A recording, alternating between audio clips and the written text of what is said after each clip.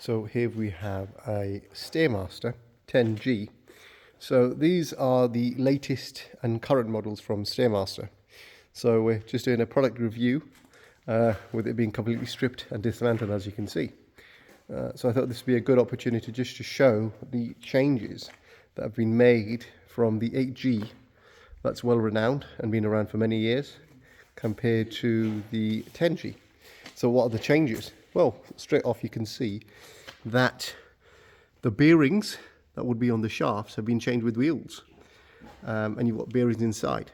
So I think that in itself is a big change, and how that would help is where the bearing would rub on the metal shaft and slide across, you've now got wheels which will and should do last longer, and the size of them as well, they look really beefed up and very much commercial sized. So you've still got the shaft system which goes through a bearing, but you've got the wheel that sits now on the steel shaft, and I don't think you'll need to ever really replace the steel shaft really, because even if that rod was to snap, it'll just sit onto the plate here.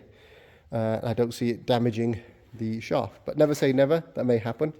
You've got sensors now here as well,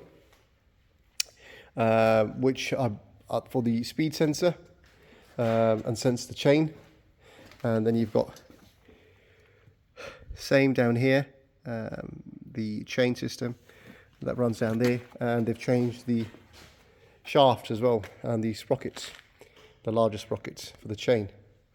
They've just beefed it up more. The steps themselves are a lot larger and thicker, so they should last a lot longer.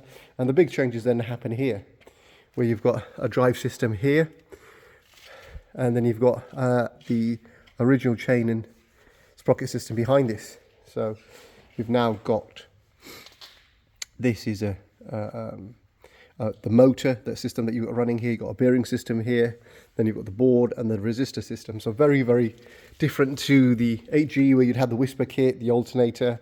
Now you've got just a circuit system that's completely separate from the machine itself, and you've got now a motor that runs on itself.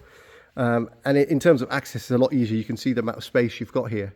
One of the reasons we left it dismantled, you've got a large amount of space down here to work on. So whether it's the motor that's gone, the belt which you've got here that runs off the motor, and it runs on a similar system like a treadmill, where you've got the belt system running off the pulley system, where you'd have the roller and the motor, and then on the other side you can see the resistor, the boards.